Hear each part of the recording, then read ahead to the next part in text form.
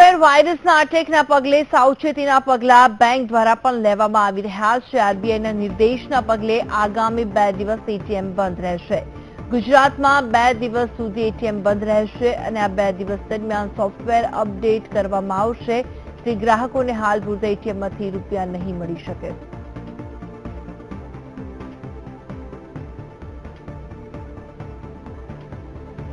જે cyber attack જોવા મળી રહ્યો છે દુનિયાભરની અંદર, તેને લઈને આરબીઆઈ દ્વારા પણ નિર્ણય લેવામાં આવ્યો છે કે 2 દિવસ સુધી એટીએમ બંધ કરવાનો નિર્ણય લેવામાં આવ્યો છે।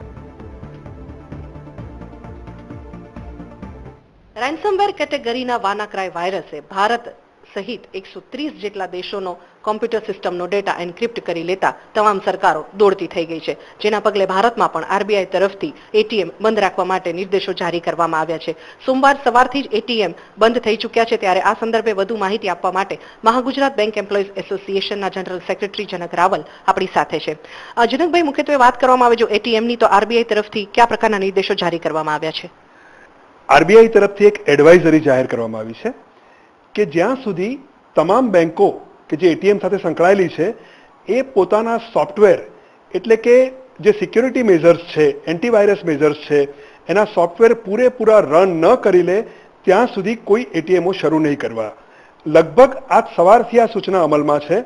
કેટલીક બેંકોએ આજ સવારે એટીએમ શરૂ કર્યા હતા, પણ આરબીઆઈની એડવાઇઝરી આવ્યા પછી એ બેંકોએ પણ આ એટીએમ બંધ કરી દીધા છે। એટીએમ તો બંધ થઈ ચૂક્યા છે, પરંતુ બેંકો પાસે રોકડની પૂરતી વ્યવસ્થા હોવાના કારણે જો કે એટીએમ જે બંધ થયા છે તે માત્ર 24 કલાક પૂરતા જ બંધ છે અને મંગળવાર સાંજથી એટીએમ ચાલુ થઈ જશે તેવી ધરપત આરબીઆઈ તરફથી આપવામાં આવી છે। કેમેરામેન કાર્તિક આચાર્ય સાથે Sonal Nadkat, VTV news, Ahmedabad. RBI તરફથી સોફ્ટવેર અપડેશન માટે જે દેશભરના એટીએમ બંધ રાખવાનો સોમવારે આદેશ જારી કરાતા અમદાવાદ સહિત દેશભરના એટીએમ સોમવાર સવારથી જ બંધ હાલતમાં છે। ત્યારે વીટીવી અમદાવાદમાં એટીએમની હાલત અંગે પડતાલ કરી અમદાવાદમાં 1500 જેટલા અને ગુજરાતમાં 25,000 જેટલા એટીએમ છે। ત્યારે એટીએમના અપડેટ કરવા માટે બેંકો પ્રયાસ કરી રહી છે અને વીટીવીની પડતાલમાં જાણવા મળ્યું છે કે એટીએમ અપગ્રેડ થઈ ચૂક્યા છે, તે ફરીથી કાર્યરત થઈ ગયા છે। જોકે કેટલાક એટીએમ હજુ પણ અપગ્રેડ થયા ન હોવાથી ગ્રાહકોએ 4 એટીએમમાં ફરવું પડ્યું હતું।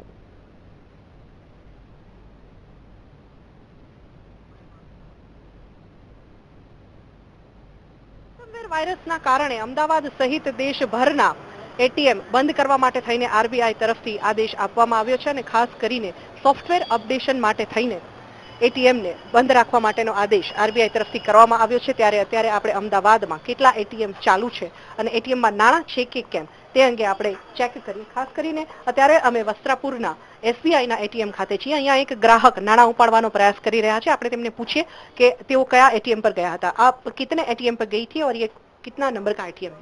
ये मेरा 4th एटीएम है और अभी तक कहीं से भी पैसे निकल नहीं पाए हैं। हाँ, इट्स बीइंग प्रोसेस्ड, सब जगह ये लिख के आ रहा है। તો ગ્રાહક કહે છે કે તેઓ 4 જેટલા એટીએમ પર ફરીને આવ્યા છે અને આ 5મું એટીએમ છે જ્યાં તેઓ નાણાં મેળવવા માટે થઈને પ્રયાસ કરી રહ્યા છે। એસબીઆઈ નું આ વસ્ત્રાપુર ખાતેનું એટીએમ છે। આપણે જોઈએ કે ગ્રાહક નાણાં ઉપાડવા માટેનો પ્રયાસ કરી રહ્યા છે, પરંતુ આ એટીએમ ચાલુ છે કે કેમ? આરબીઆઈ તરફથી જ્યારે એટીએમ બંધ રાખવા માટે નિર્દેશો આપવામાં આવ્યા છે, ખાસ કરીને સોફ્ટવેર અપગ્રેડેશન માટે થઈને એટીએમ મંગળવાર સાંજ સુધી બંધ રાખવા તેવી એક સૂચના નિર્દેશ આરબીઆઈ તરફથી આપવામાં આવ્યો છે। ત્યારે વસ્ત્રાપુર ખાતેના આ એસબીઆઈના એટીએમમાં નાણાં છે કે કેમ અને તે એટીએમ વર્કિંગ કન્ડિશનમાં છે કે કેમ તે જાણીએ। ગ્રાહક પૈસા ઉપાડવાનો પ્રયાસ કરી રહ્યા છે અને એટીએમ દર્શાવી રહ્યું છે તે ટ્રાન્ઝેક્શન બીઇંગ પ્રોસેસ્ડ બતાવી રહ્યું છે અને કદાચ આ એટીએમ ચાલુ છે અને તેમાંથી નાણાં નીકળશે તેવું ચોક્કસપણે લાગી રહ્યું છે। નાણાં નીકળી રહ્યા છે, ગ્રાહક જે પ્રયાસ કરી રહ્યા છે તેમાં તેમને સફળતા મળી છે અને કહી શકાય કે આરબીઆઈ તરફથી જે નિર્દેશો જારી કરવામાં આવ્યા છે તે અંતર્ગત જે એટીએમ સોફ્ટવેર અપડેશન માટે મૂકવામાં આવ્યા છે, ખાસ કરીને બંધ રાખવાની સૂચના આરબીઆઈ તરફથી આપવામાં આવી છે। પરંતુ તમે જોઈ શકો છો કે વસ્ત્રાપુર ખાતેના આ એટીએમમાંથી નાણાં નીકળ્યા છે અને એ વર્કિંગ કન્ડિશનમાં છે। આરબીઆઈ તરફથી જે નિર્દેશો જારી કરવામાં આવ્યા છે તે અંતર્ગત કેટલાક એટીએમ ચાલુ છે તેમ કહી શકાય, કેમ કે મહાગુજરાત બેંક એમ્પ્લોઈઝ એસોસિએશનના હોદ્દેદારોના જણાવ્યા મુજબ જે એટીએમ ચાલુ રાખવાના છે. કેટલાક તમામ એટીએમ બંધ રાખવા માટેની સૂચના તો છે, પરંતુ જ્યાં જ્યાં એટીએમ અપડેટ થઈ ચૂક્યા છે, સોફ્ટવેર અપડેટ થઈ ચૂક્યા છે, તે એટીએમ ફરીથી શરૂ થઈ ચૂક્યા છે અને આ એટીએમ કદાચ તેમાંનો જ એક છે તેમ કહી શકાય. કેમેરામેન કાર્તિક આચાર્ય સાથે સોનલ રડકટ, વીટીવી ન્યૂઝ.